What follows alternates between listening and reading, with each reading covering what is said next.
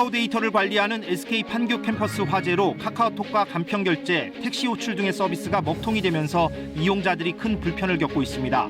네이버 서비스에도 일부 장애가 발생했습니다.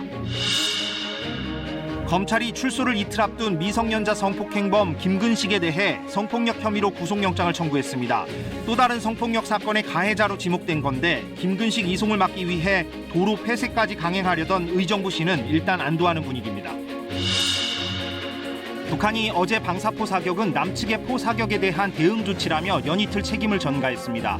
정부는 정면 대응을 자제하고 있는 가운데 미군 7함대 사령관은 한미연합훈련이 김정은 위원장을 자극한 것 같다는 분석을 내놨습니다. 완연한 가을을 맞아 설악산 등 주요 관광 명소에는 단풍을 즐기려는 행락객들의 발길이 이어졌습니다. 들녘에서는 본격적인 가을 거지가 진행되고 있습니다.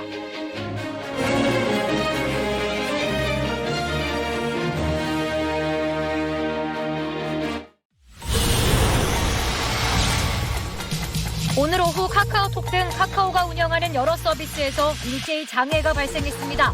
경기도 판교에 위치한 SK CNC 데이터 센터에서 난 불 때문이었는데 네이버 일부 서비스에도 지장이 있었습니다. 무더기 포사격으로 9.19 합의를 노골적으로 위반하고 있는 북한이 그 책임을 남측에 돌렸습니다. 우리 정부는 그러나 합의 파기 선언엔 신중한 모습입니다. 미성년자 연쇄 성폭행범 김근식이 모레 출소해 의정부 내 시설에 입소할 예정인데 대해 김동근 의정부 시장이 시설 인근 도로를 폐쇄하는 긴급 행정명령을 발동했습니다. 경기도 평택의 SPC 계열 제빵공장에서 직원 한 명이 기계에 몸이 껴 숨지는 사고가 발생했습니다. 고용노동부는 중대재해처벌법 위반 여부를 조사하고 있습니다.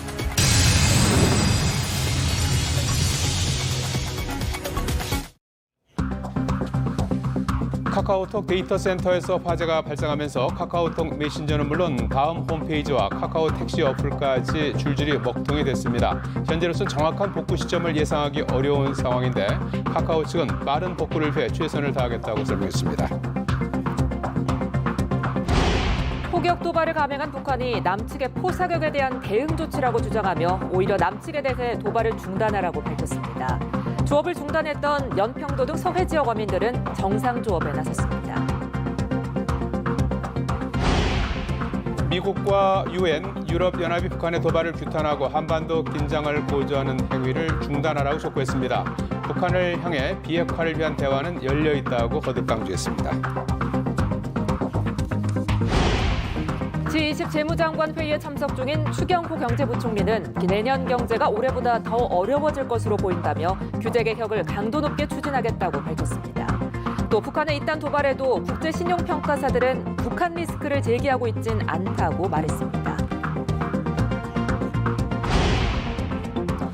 모레 출소하는 미성년자 연쇄 성폭행범 김근식의 의정부 갱생시설 입소를 앞두고 지역 주민들이 거세게 반발하고 있습니다. 의정부 시장은 시설 주변 도로를 폐쇄해 김근식 이송을 막겠다고 밝혔습니다.